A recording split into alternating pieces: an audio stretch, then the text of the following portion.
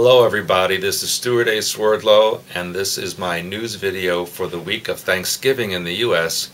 2011. And we really do have a lot to be thankful for. Many of the people that I get emails from or that I speak to tell me how upset they are with their life and how unhappy and terrible things are.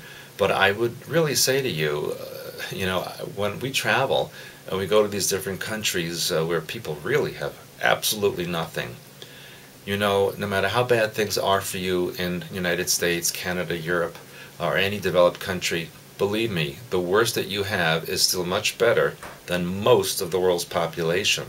And so I always say to be grateful for what you do have instead of being sorry for what you don't have. Because sometimes when you have what you think you want, you're sorry you have it. Like the great Gatsby said, be careful what you wish for, you might get it.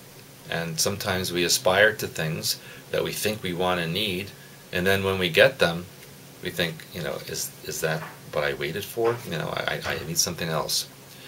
There are many things that we take for granted. Did you know, for example, that 40% of the world's population does not even have a toilet?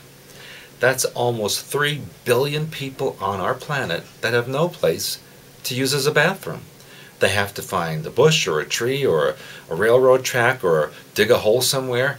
Imagine that. So a simple thing, if you have a toilet and a bathroom, be grateful, because 40% of the world does not have that. Even food. It's interesting the way we give money for charities to give food to people in other countries that don't have any. For example, the people in East Africa, like in Sudan, Ethiopia, Somalia, etc., that have no food. And so what we do is we donate money to UN organizations that then airdrop or ship in milk products that they can't eat there because they're lactose intolerant. So where is your money going? And it's pretty much known that close to 70% of the money you donate really goes to the charities themselves for administrative purposes, and less than 30% actually filters down to the people that really need it. So keep that in mind this Thanksgiving when you're celebrating. And you know what? Doesn't matter what country you live in. I know Canada had their Thanksgiving in October. In the U.S. they have it here in November. But no matter where you are in the world, I know I have friends in Europe and South America who are also celebrating Thanksgiving because they feel a need to do so. It's really one of the few holidays that makes sense to actually be thankful for something that you have. And we should be thankful every single day of our lives, no matter what it is that we have in our life. Be thankful for it, because even the most difficult lessons make us better people and move us to the next level of existence. In other news that I wanted to talk to you about, there's a mysterious 300% increase in background radiation in California and in parts of Central Europe. Now in California, it might very well be a leftover from the Fukushima nuclear power plant leak in Japan that has drifted over. That's a possibility. But in Central Europe, for example, Germany, Czech Republic, Poland, Austria, Switzerland, even parts of France are experiencing a very high increase in background radiation. Of course, the authorities are saying not to worry about it, it's not harmful. But any increase in radiation is not a good thing.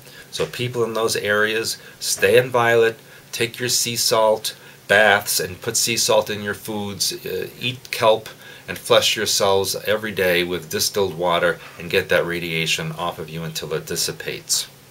Another bit of information that you need to know about is that there have been an increase in minor to moderate earthquakes along the New Mexico-Colorado border. Now, this is east of where the Dulce base is located in the Four Corners of New Mexico, but these quakes are taking place south of Durango, Colorado, and north of Taos, New Mexico, right along the state line. So there must be tunneling going on to connect somewhere between Colorado and New Mexico. And of course, we've been seeing these tunnelings and these increases in earthquakes in strange locations. For example, the quake in Virginia, the quakes that we had just recently seen in the border of Nebraska and South Dakota.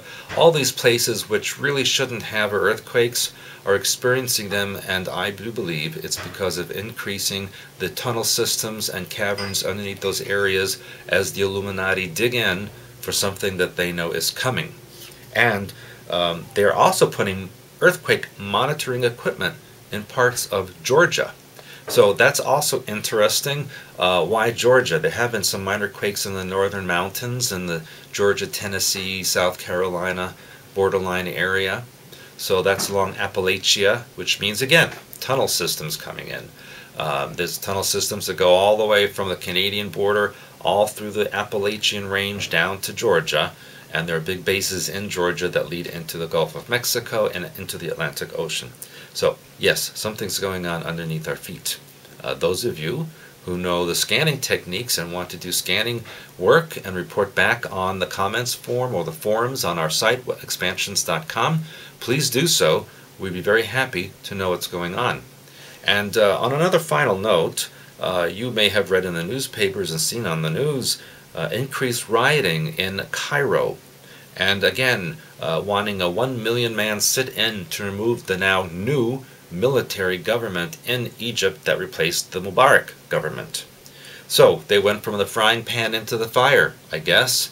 And I guess they're not happy with that either. As we know, all these new leaders in these countries, in Egypt, Tunisia, Libya, and even into Iraq, what are we seeing? We're seeing Al-Qaeda members taking over. We're seeing members of the Islamic Brotherhood taking over. It is not going to be pleasant for anybody there. And that's why that Egyptian student, the female, if you remember a few days ago on CNN, posted a nude picture of herself up on the internet. That's not something that an Egyptian Muslim woman would do, but she did it to make a statement, and apparently it sparked a lot of activity in Cairo. So we wish you, from Expansions to all of you, a very happy Thanksgiving and holiday season. And until next time, this is Stewart A. Swerdlow for Expansions.com.